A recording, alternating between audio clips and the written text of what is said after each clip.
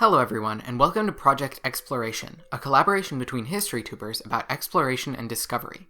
In this video, we're going to be discussing some of the most pivotal moments of exploration in human history, which changed the world in monumental ways. However, these travels weren't commissioned by any states or motivated by a thirst for knowledge, and the people doing the discovering didn't even record their travels for future generations. In fact, it's likely that the explorers had a completely different understanding of the lands they were entering from us, and wouldn't have even thought they were discovering anything at all. And yet, these were some of the clearest instances of discovering new lands in human history, as we weren't just sticking down flags in places other people discovered long before. This is a story of humankind's first great expeditions, from our first steps out of Africa to our settlement across all but one of Earth's continents. The first members of the genus Homo evolved in southern or eastern Africa, somewhere around 2.3 million years ago.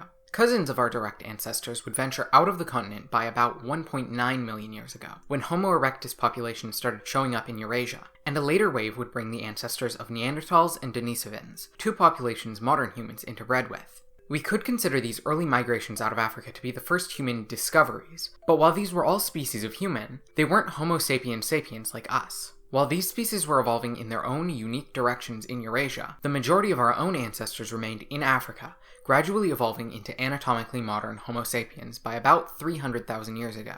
Where exactly this occurred isn't entirely clear.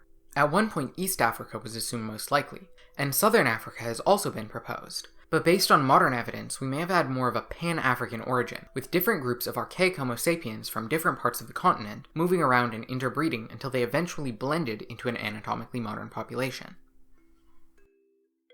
We don't know exactly when the first anatomically modern humans stepped foot outside of Africa, but it was likely quite early in our history. Remember, humans probably lived all across Africa from the start, and while we view Africa as a distinct continent today, there was no physical separation between Africa and Asia until we completed the Suez Canal in 1869. Our first intrepid explorers probably wouldn't even have considered anything special about their first steps into Asia. They may have discovered a new cave or mountain after they arrived in the Sinai Peninsula, but they wouldn't have imagined a continental break as we do. The earliest possible evidence of Homo sapiens outside of Africa so far is a skull fragment from Apodema Cave, Greece, dating to 210,000 years ago. However, we can't be entirely sure that this skull fragment is anatomically modern. While it doesn't quite look the same as later local Neanderthals, it does fall within the range of Neanderthal diversity seen elsewhere, and thus can't conclusively be labeled Homo sapiens. Less ambiguous are the various slightly younger human fossils found in the Levant, where remains of multiple individuals from 177 to 194,000 and 90 to 122,000 years ago have been found at the sites of Mislia Cave and El Suhul and Qafza, respectively. On the opposite side of the Arabian Peninsula, we found tools dating back to 125,000 and 106,000 years ago in the UAE and Oman, which seem to have been made in a style originating among Homo sapiens in Nubia. Where the other sites probably represent a migration out of Africa via the Sinai Peninsula, these Arabian sites may instead represent a different route, crossing the Bab el-Mandeb Strait between the Horn of Africa and Arabia. Some offshoots of these early migrations out of Africa may have reached as far east as China, though the dating and identification on those more far-flung remains is less certain. Though these sites represent the earliest migrations of modern humans out of Africa, they don't represent the last, as the people who lived at these sites didn't stay forever. The Suhul, Qafza, and Apodema caves were all occupied by Neanderthals after the evidence of Homo sapiens, indicating that any anatomically modern groups in these areas either died out or left. From genetic evidence, we also know that these remains predate the point when the ancestors of all non-Africans branched off from their closest African relatives, meaning there was no major continuity between these and later Eurasian populations. Instead, the wave of migration which brought the ancestors of all modern non-Africans into Asia seems to have taken place about 65 to 75,000 years ago.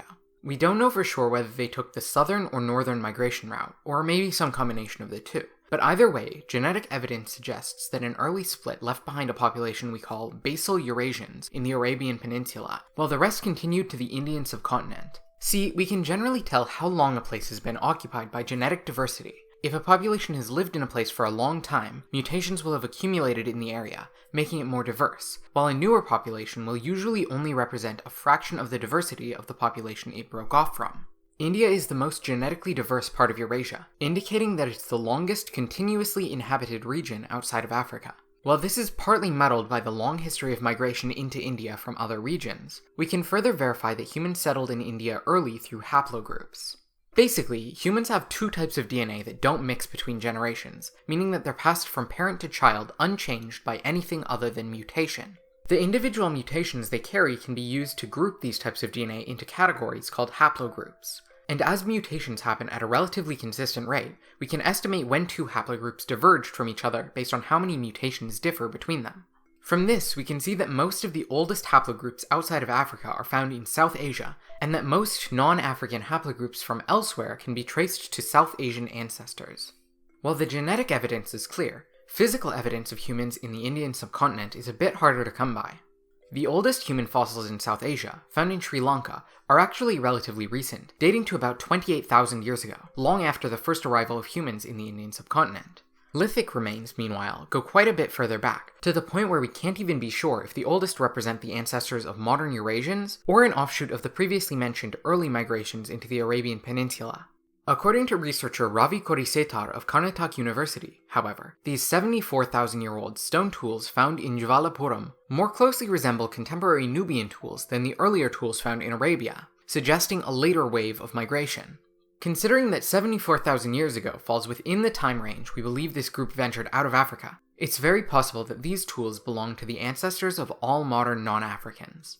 The India of this time would have been pretty different from today. While modern India has its fair share of savanna, in the cooler, drier world of the Ice Age, this type of environment would have dominated the subcontinent. The first modern humans to enter South Asia were likely several generations removed from Africa, but if that wasn't the case, they'd likely find the region quite familiar. At this time, Africa too had more savanna, and Africa and India shared quite a few similar animal species, including lions, elephants, leopards, and at the time, possibly the giraffe relative Civatherium, though this last species may have already been extinct by this time. In any case, South Asia was similar to the environment humans had lived in for hundreds of thousands of years, and they likely would have adjusted to this new region quite nicely. As mentioned before, the oldest anatomically modern humans in East Asia may actually predate the permanent migration out of Africa. The most prominent example of this is Liu Jiang Man, a well-preserved skull which appears very modern, but has been dated at 111 to 139,000 years old, and possibly as old as 153,000 years old. While researchers have given this first range as the most probable estimate, however, the lowest possible estimate with current dating evidence is 68,000 years old. This would place it within the possible timeframe of the main out-of-Africa migration, though fairly early on. What makes this a bit weirder, however, is that the skull is very modern-looking, to the point where researchers have argued that it resembles a modern East Asian skull to a degree we wouldn't expect from a skull predating the division of East Asians from other Eurasian populations. There are other possible explanations for this, but it's enough for some researchers to question the accuracy of the dates, suggesting that the skull might be much younger than suggested. Another similarly fuzzy example comes from Jiren Cave, where some teeth and mandible fragments have been found in an archaeological layer dated at over 100,000 years old. While these teeth look fairly similar to those of modern humans, however, the jaw is unusually robust. Additionally, we don't have a lot of remains from post-erectus Chinese hominids for comparison, so while the teeth look a lot more sapiens than Neanderthal, we can't be sure that they would be unusual for local species descended from erectus. We're therefore left with a bit of uncertainty as to what kind of humans these remains belong to. The oldest fossil remains of modern humans in Southeast Asia were found in the Nia caves of Borneo. These remains date to around 40,000 years ago, but genetic evidence would suggest that humans had been living in Southeast Asia for far longer. Genetic studies suggest that today's Aboriginal Australians, Melanesians, and some Southeast Asian groups known as Negritos all descend from a set of common ancestors who left South Asia by about 50,000 years ago at the latest, and probably between 62 and 75,000 years ago. The Southeast Asia they first crossed into would have been quite different from today. During the Ice Age, sea levels were far lower due to all the water frozen in the poles. With lower sea levels, much of maritime Southeast Asia, including the major islands of Sumatra, Java, and Borneo, were connected to the mainland as part of a landmass called Sunda. While some people pushed south into Sunda, however, others seem to have stayed a bit further north. Andaman Islanders, a group who otherwise cluster with Negritos and Australo-Melanesians, lack the Denisovan admixture found in these other groups. The ancestors of the Andamanese only made the trip to the Andaman Islands around 27,000 years ago. This suggests a probable early split between southern and northern branches of this broader population, with the northern branch giving rise to the Andamanese. It's possible that this northern branch also gave rise to the next group of people to settle in East Asia, as while the DNA of modern East Asians is a bit different. The earliest remains from this region to yield DNA have been identified as more closely related to groups like the Andamanese. One 2021 study estimated the divergence between so-called basal Australasians and basal East Asians at around 50,000 years ago. This also tracks with genetic studies of the Ainu people of Japan, who carry the rare Y-chromosomal haplogroup D, which is also common amongst the Andamanese, but not many other groups. The branch of this haplogroup found in most Ainu men, DM55, is believed to have diverged from its last common ancestor with Andamanese variations roughly 53,000 years ago, most likely around Tibet. The oldest remains linked to basal East Asians are those of Tian Yuan man, who lived somewhere between 39 and 42,000 years ago. With this in mind, we can say with confidence that anatomically modern humans had discovered mainland East Asia by around 40,000 years ago. Based on tools and genetic data, we can also say that early East Asians had spread to Japan by about 32,000 years ago, when much of the archipelago was united as a single island due to lower sea levels. Though Sunda extended well into maritime Southeast Asia, there remained a large gap between Asia and the continent of Australia, which was at this point united into a single landmass called Sahul.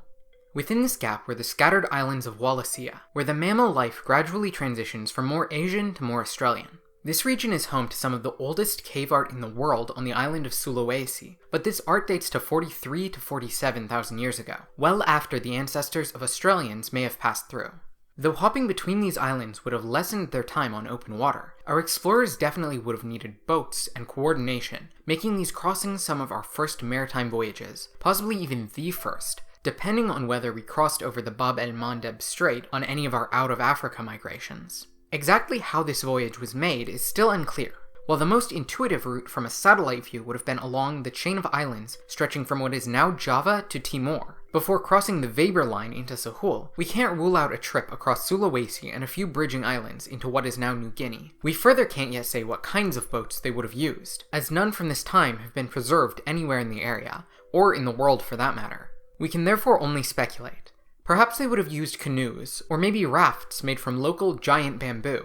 Finally, we can only guess as to how the settlement of Sahul was organized. We know that to sustain a permanent population would have required quite a few individuals to make the journey, in contrast to the idea proposed by early European explorers that a single pregnant woman who floated to Australia by mistake on a log could have founded the Aboriginal population. But we'll probably never know for sure whether this crossing happened in one big sweep, many trips possibly back and forth, or even through a number of different groups making their way to Sahul via different paths. Based on genetics though, we can say with a fair degree of certainty that the early population of Sahul was pretty homogeneous, meaning that if multiple groups did make the trip, they must have been fairly closely related. Regardless of how they got there or where they landed, the earliest evidence of human habitation in Sahul comes from stone tools dating back to 65,000 years ago, uncovered in Kakadu National Park in Australia's Northern Territory, which I'll note is pretty much halfway between the two potential first landing spots, lending us no clues as to which spot is more likely. This 65,000 date seems pretty plausible to me given the genetic data, but it is somewhat controversial, as the date was reached with stratigraphic data, which can be misleading. With that in mind, our earliest uncontroversial evidence places humans in Australia by about 50,000 years ago. Charred nutshells and stone tools show us that by this time, they'd pushed into Papua New Guinea's frigid highlands, where they may have also developed the first horticultural practices, using axes to clear vegetation in order to cultivate more useful plants. Early Australians may have also reached the Swan River area in Western Australia by 50,000 years ago, based on some stone flake tools found on Rottnest Island, and the area of today's Sydney by as early as 45 to 50,000 years ago based on stone tools found in Cranebrook Terrace. Mitochondrial DNA research suggests that coastal migrations in either direction from the northern starting point collided at Ayers Peninsula between 45 and 49,000 years ago. Our first human skeletal remains, meanwhile, are from Lake Mungo, where a skeleton dating to around 40,000 years ago has been uncovered. This Australia would have been very different to today. While most of the world was drier during the Ice Age, the southern parts of Australia were actually a bit wetter, with higher rainfall and broader forest coverage, especially in mountainous areas. Additionally, just like northern Eurasia and the Americas, Australia had its own set of Ice Age megafauna, but while those other regions had creatures like mammoths, giant ground sloths, and saber-toothed cats, Australia's megafauna included rhino-sized wombat relatives called Diprotodon, the 3.5 to 7 meter long monitor lizard Megalania, and the so-called marsupial lion, Thylacoleo carnifex, the largest marsupial predator in Australia's history, and possible ancestors of today's drop bears. As previously mentioned, anatomically modern humans may have first arrived in Europe over 200,000 years ago. But even if these were anatomically modern humans, their population didn't last. For some reason, probably either the cold or competition with Neanderthals, modern humans seem to have taken quite a while to push into Europe permanently. However, 60,000 years ago saw the beginning of a period of climatic instability in Europe, and the Neanderthal population went through a decline around 50,000 years ago, possibly paving the way for modern humans to push into Europe. In Grotte-Madrin, France, we see evidence of an early migration into Europe. Tools and tooth fragments, possibly belonging to anatomically modern humans, have been found in archaeological layer E, dating back 51.7 to 56.8 thousand years ago. While within the other layers there are many tools belonging to the Mousterian industry, a style of toolmaking associated with Neanderthals during this time, Layer E presents a distinct style of stone technology known as the Neronian industry, characterized by much smaller points. Neronian-style points have yet to be conclusively linked with either modern humans or Neanderthals, but look markedly similar to tools made by anatomically modern humans in Lebanon between 39 and 45,000 years ago, pointing to a likely human origin. The tooth remains in Layer E have been identified as belonging to an Upper Pleistocene, anatomically modern human child, but these remains are so fragmentary that this identification may be challenged later. Around 48,000 years ago, we see the appearance of the Bohunician industry, a type of toolmaking that differs from the Mousterian industry and resembles the Levantine Amirian and Amarian industries from about 60,000 and 46,000 years ago, respectively. These industries were potentially associated with anatomically modern humans on account of similarities to tools definitively linked to Homo sapiens, but like with the Neronian industry, we can't completely rule out a Neanderthal origin. If we take it for granted that these were Homo sapiens tools, however, that would suggest that modern humans of Levantine origin established themselves in Eastern Europe between 48 and 40,000 years ago. Slightly later, we have a number of definitively Homo sapiens remains from throughout Europe. These include remains from the Czech site of Zlatý Kun and the Bulgarian site of Bačo Kiro Cave, both dating to between 43 and 47,000 years ago, and the Romanian site of Peștera cu Oase, dating to between 37 and 42,000 years ago. Genetic evidence links Zlatý Kun and the two specimens from Oase to another ancient individual, Ust-Ishim, who lived in western Siberia around 45,000 years ago. The genetic tests that tie these finds together also demonstrated something surprising. All of these remains share more DNA with modern East Asians than modern Europeans. Part of this is explained by later European migrations. Europeans of today have a sizable genetic input from Neolithic farmers who migrated into Europe from the Middle East, and carried admixture from the basal Eurasians that stayed behind in the Arabian Peninsula. However, these oldest Europeans are also genetically distinct from European hunter-gatherers from the Mesolithic, being roughly halfway between Mesolithic Europeans and basal East Asians as represented by Tian Yuan Man. This suggests that this early European population actually descends from a group predating the split between Eastern and Western Eurasian populations, estimated to have happened between 36 and 45,000 years ago. Based on this, we can see that the earliest population in Europe has little continuity with later Europeans, either dying out or being outnumbered by later populations to such an extent that they were fully absorbed without a trace. With that in mind, we have one last discovery of Europe to cover, by the population we now call early modern Europeans, or Cro-Magnons. Around 42,000 years ago, we see the appearance of the Proto-Aurignacian culture in southwestern and south-central Europe. The tools of this culture seem to descend from the Amirian and Amarian industries, suggesting that they may have entered Europe via the Levant. Two of the earliest examples of remains linked with this culture came from the Italian sites of Grotta di Fumane and Riparo Bombrini, each dating to between 35 and 41,000 years ago. Finally, DNA taken from the Russian specimen Kostienki 14, dating to between 36 and 39,000 years ago, demonstrates that by this time, early modern Europeans had definitively branched off from their common ancestors with East Asians. It probably took between 15 and 20,000 years for these people to spread to all corners of the European continent, but possibly a bit earlier, some of them seem to have crossed back into Asia, where they would become ancestors to our final group of adventurers. The Americas were the last major landmass where humans established a permanent population, if you don't count the research stations of Antarctica. Like Australia, anatomically modern humans were also the first human species to occupy this region, unlike in Africa, Asia, and Europe. Just as lower sea levels connected many Southeast Asian islands to mainland Asia during this period, so too did they link North America to Asia via a land bridge across the Bering Strait. which formed a landmass called Beringia between eastern Siberia and western Alaska. However, in contrast to the nice tropical region of Sunda, Beringia was a frigid, uninviting environment, and often cut off from most of North America by an impenetrable ice sheet. While humans had culturally adapted to live in polar temperatures by 40,000 years ago, this ice sheet created an additional barrier that may have kept humans from spreading deeper into the Americas than Alaska until more recently. It's often hypothesized that ancient Americans occupied Beringia until a narrow corridor opened in the ice sheet around 16,000 years ago. However, it's possible that they actually skirted along the coast in boats, in which case the crossing could have happened quite a bit earlier, with some estimates going as early as 40,000 years ago. So, what does current evidence suggest? Well, genetic evidence from modern and ancient Native Americans show that they carry ancestry from a mix of Eurasian populations. The bulk of their ancestry comes from people of East Asian origin, a branch estimated to have split off from basal East Eurasians roughly 36,000 years ago. This may have been the same branch which gave rise to the Jomon people of Japan, as both are estimated to have branched off from basal East Eurasians at the same time and have ties to Siberians. A smaller component of Native American ancestry can be traced to a group known as the Ancient North Eurasians, an offshoot of the West Eurasian population which branched off from Western European hunter-gatherers between about 35 and 40,000 years ago.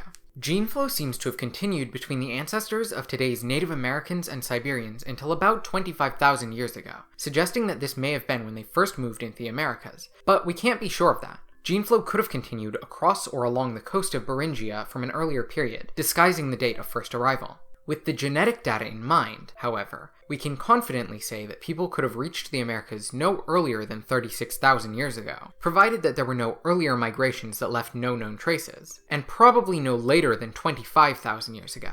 Ancient remains from western Alaska, part of what was once Beringia, have yielded DNA that shows us Beringia was home to a population closely related to Native Americans, but not ancestral to them, known as the ancient Beringians. The divergence between the Beringians and modern Native Americans is estimated to have occurred roughly 18 to 22,000 years ago, suggesting that this may have been the point when people began to spread out of Beringia. From there, the Native American population seems to have split into northern and southern branches between about 16 and 17.5 thousand years ago. Archaeologically, we have some microfossil evidence of humans in eastern Beringia, now Alaska, as early as 34,000 years ago, which matches well enough with the genetic evidence. As for when people got past Beringia, the earliest evidence for that is a lot more iffy. First, we've got some broken mastodon bones dating to 100,000 years ago, but while broken bones can be evidence of human butchery, they aren't a conclusive sign on their own. Bones can get broken in a lot of ways. Considering that there are no other signs of human habitation anywhere in the Americas for tens of millennia afterwards, I reckon we can dismiss this one. Next, we've got finds from Brazil and Canada suggesting dates as early as 40,000 years ago, but the evidence is char marks and some more broken bones, respectively, which can both be explained by things other than human activity. After that are some stone tools found in northern Mexico dated to 26,000 years ago, but it's possible that these tools sank into a lower level of sediment than they were dropped on, making them seem older than they really are. Another find from the Toca de Tierra rock shelter places humans in Brazil 22,000 years ago, based on some stone tools, but some skeptics have argued that the stones might have been chipped naturally, or been made by local capuchin monkeys, which have been known to make stone tools. Stronger evidence for an early arrival has been found in White Sands National Park in New Mexico, where multiple sets of preserved footprints have been found, dating to between 21 and 23,000 years ago. However, this date is based on carbon dating of preserved grass seeds, and carbon dates can be skewed slightly by certain environmental factors, so the dates aren't absolutely certain here either. One last controversial site is Meadowcroft Rock Shelter in western Pennsylvania, where numerous artifacts of various kinds have been found, the oldest of them dating to between 16 and 19,000 years ago. However, the carbon dating might be skewed by contamination from coal deposits in the area, so once again, we can't be sure. Looking at more confidently dated sites, we actually find one of the oldest in the far south of the Americas, indicating that people moved along the west coast pretty early. The site of Monte Verde in southern Chile has revealed artifacts confidently dated to 14,500 years ago, and more recent findings have pushed this date back to 18,500 years ago. As preservation of the site is quite good, this former date is well accepted by the scientific community, and the 18,500 BP date doesn't seem to face the same criticism as some of the other early dates I've discussed. This conclusively counters the Clovis first hypothesis that was popular throughout much of the 20th century, which suggested that the 13,000-year-old Clovis culture was the first in the Americas. While this tells us humans had migrated quite far south from Beringia by this time, though, it doesn't tell us how far east they'd gotten. For that, we can first look to the Galt and Deborah L. Friedkin sites in Texas, where artifacts have been found dating back to 16 and 15.5 thousand years ago, respectively. Even further east is the Page-Ladson archaeological site in Florida, where layers of animal bones and human artifacts have been found dating to between 14,200 and 14,500 years ago. Further south, the underwater cave network called the Sistema Naranjal on Mexico's Yucatan Peninsula has yielded multiple skeletons dating to between 10 and 14,000 years ago, the most prominent of these being Eva de Najarón, dated at 13,600 years. The carbon dating of these skeletons has been corroborated via uranium-thorium dating, so we can confidently say that people were in central Mexico by about 14,000 years ago. For the settlement of the east of South America, we can look to Luzia woman in Brazil, whose remains demonstrate that Native Americans had reached this region by about 11,500 years ago.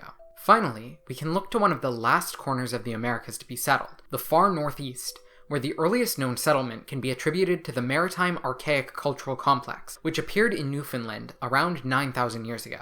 We can therefore see that humans had likely pushed pretty deep into the Americas before 20,000 years ago, and had definitely reached the far east and south by 14,000 years ago, filling out most of the rest by 9,000 years ago. There's one last region that I haven't touched on, the Caribbean. If you want to learn all about that, I'd encourage you to start exploring the rest of Project Exploration with the video by Ancient Americas, which goes in-depth into this topic. You'll find that video right after mine on the Project Exploration playlist, linked in the description. Thank you for watching, everybody. I've been Soma, and subscribe for more history and anthropology content coming soon.